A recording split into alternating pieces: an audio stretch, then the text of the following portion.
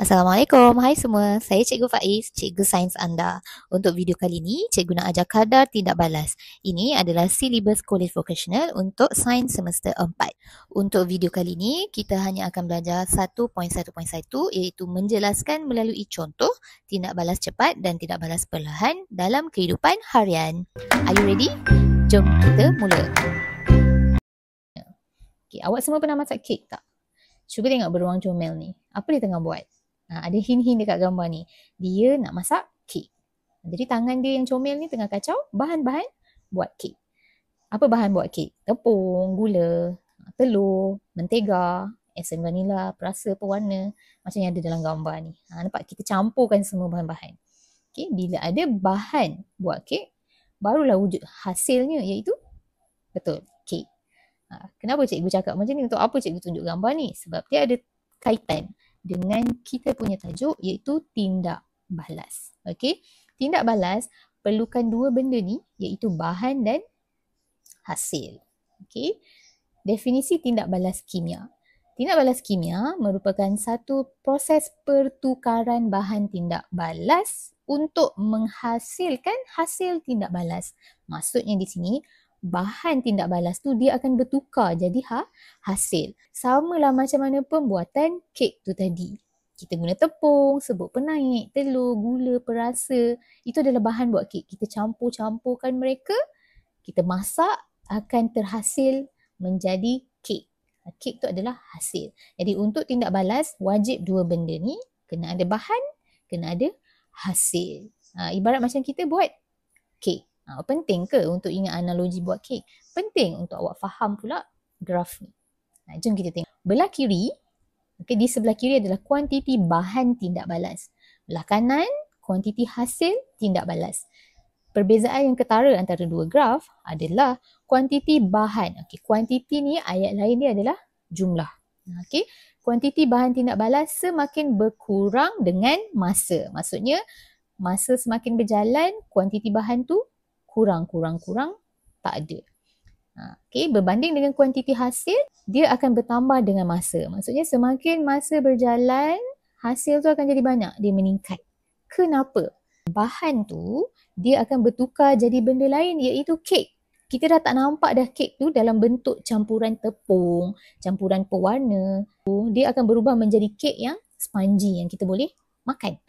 Jadi sebab tu graf belah kiri ni, kuantiti bahan tindak balas ni, awak boleh lihat belah kiri, semakin berjalannya masa, dia hilang. Dia berkurang, dia tak ada. Sebab dia jadi kek. Kalau kita analogikan dengan kek.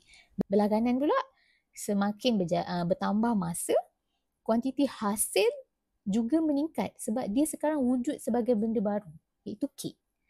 Sebelum ni tak ada kek tu. Kita tak boleh makan, dia cair je kan. Kita boleh cedok dengan sudu. Tapi sekarang kita dah bakar, dia dah jadi kek, dia wujud sebagai benda yang lain, dalam bentuk yang lain, iaitu hasil tindak balas. Jadi sebab itulah grafnya berbeza. Sebab bahan hilang, dia habis, dia jadi hasil.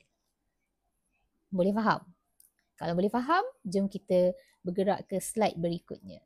Sekarang jom kita tengok jenis tindak balas kimia ada dua, iaitu tindak balas cepat dan tindak balas perlahan. Tindak balas cepat, contoh dia letusan bunga api, pembakaran lilin, memasak dan juga peleburan. Contoh peleburan di sini adalah pencairan ais krim. Kemudian tindak balas perlahan, antara contoh dia pengaratan, pembekuan lateks, penapaian, contoh kat sini tempoyak dengan tempe, dan pembentukan gua, especially pembentukan stalactite dan stalagmite. Kalau tindak balas cepat, dia dalam beberapa saat kita dah nampak hasil tindak balas tu. Contoh awak nyalakan bunga api atau mercun. Dalam masa beberapa saat, kita nampak hasil. Dengar bunyi, nampak dia punya kecantikan bunga api tu kan. Dan kalau kita nyalakan lilin pun, dalam beberapa saat lilin menyala. Sama juga dengan memasak roti bakar. Seminit, kita nampak dah roti tu dah masak. Tumis bawang, masak telur, kan cepat kan? Awak pecahkan je telur, nak goreng, terus dia bertukar jadi bentuk lain kan? Jadi maksudnya itu tindak balas cepat. Dia hasil dia tu. Hasil tindak balas tu kita boleh lihat dalam masa yang singkat. Jadi dia tindak balas cepat. Paling senang ingat pembakaran. Okay, petik lighter terus ada api. Bakar lilin terus ada api. Dia cepat dalam masa berapa saat. Tetapi tindak balas perlahan, dia mengambil masa beberapa jam. Pengaratan contohnya paling awal 1-2 hari. Pembekuan lateks 6 ke 12 jam. Sama penapaian lama, berhari-hari, berminggu-minggu. Dan pembentukan gua lagi dah lama. Sekarang jom kita bezakan graf tindak balas cepat dan tindak balas perlahan. Okey. Di sini ada 2 graf. Belah kiri graf bahan tindak balas. Dia punya kuantiti. Kuantiti tadi cikgu cakap apa? Ayat lain dia adalah jumlah. Jumlah tu adalah kuantiti. Kuantiti tu jumlah. Jangan confuse, senang je. Okey. Belah kiri graf kuantiti bahan. Belah kanan graf kuantiti hasil. Bahan, hasil. Okey. Untuk kuantiti bahan tindak balas kita bahagikan kepada 2, iaitu tindak balas cepat dengan tindak balas perlahan. Untuk tindak balas cepat cikgu wakilkan dengan kuda sebab kuda lari laju. Tindak balas perlahan cikgu wakilkan dengan siput sebab siput perlahan. Okey. Jadi kita tengok tindak balas cepat diwakili dengan warna biru.